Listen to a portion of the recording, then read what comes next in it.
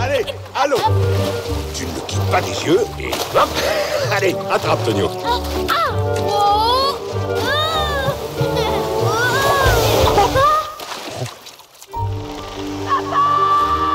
L'intrigue en 2 mots. Le roi des ours, Léonce, va conquérir la Sicile pour retrouver son fils. Et puis les choses vont un peu se compliquer parce qu'il va devenir roi de cette Sicile et puis est-ce que les hommes et les ours doivent vivre ensemble? Est-ce qu'il n'était pas mieux dans ces montagnes? On va finir par se poser la question. J'ai conquis la Sicile pour te retrouver. Et regarde-toi, tu voudrais être un homme. Tu n'es même pas un ours. Ce film parle de la notion de pouvoir, des décisions qu'on peut prendre. Ça parle d'un père et de son fils. Qu'est-ce qu'on garde de notre éducation? Qu'est-ce qu'on met à la poubelle?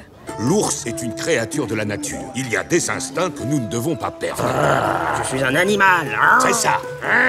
Ça parle de décisions. C'est sur les choix qu'on fait aussi.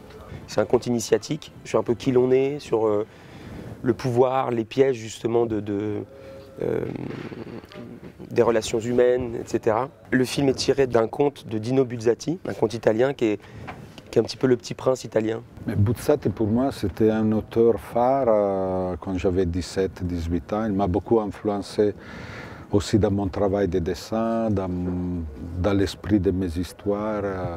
J'ai toujours pensé que la fameuse invasion des ours en Sicile, il avait des grandes potentialités pour un grand film d'animation. Le livre de Buzzati est un peu comme un conte qu'il raconterait à son neveu pour l'endormir. Et donc, il y a beaucoup de répétitions, l'histoire fait des boucles. Il a fallu un petit peu la simplifier pour en tirer les enjeux, et pour que les enjeux affleurent et pour que les personnages soient le plus efficaces possible. En position! Allez, Babon, montre-leur ce que nous savons faire. Oui, chef! Je crois que ce qui est très différent quand on écrit un dessin animé, c'est que tout est à inventer. Et ça, c'est donc dans chaque scène, et même sur le film d'une manière générale, il faut trouver un niveau de réalité. Il faut l'inventer, ce niveau de réalité. À l'assaut! Le cinéma aussi, mais au cinéma, on peut s'appuyer un petit peu sur des images qu'on connaît. Dans l'animation, il va falloir vraiment tout créer, inventer le niveau de réalité du récit.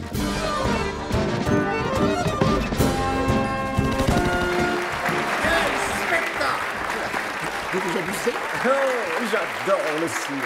Tout le travail de voix, en fait, dans le film d'animation, on le fait avant de faire la production du film.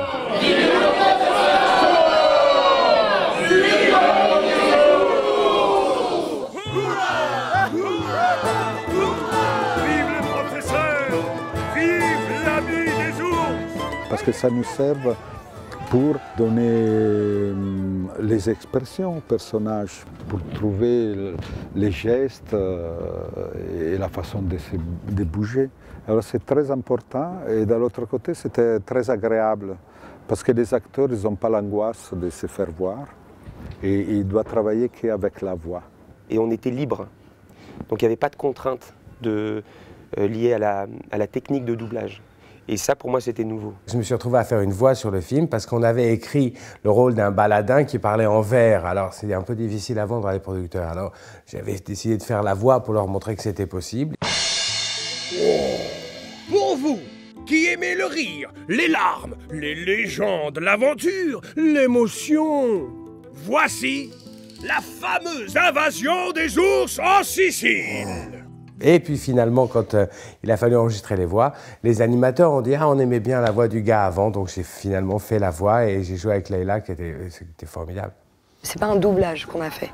On est parti de nos voix pour créer les personnages, donc c'était assez fascinant et inconnu pour moi. Je vais appeler l'auteur de ce film, le grand Lorenzo Mattotti.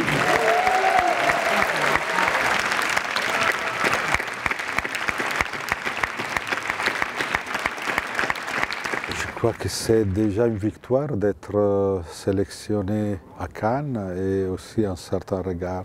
Après 5 ans, on est arrivé à la fin de cette grande aventure.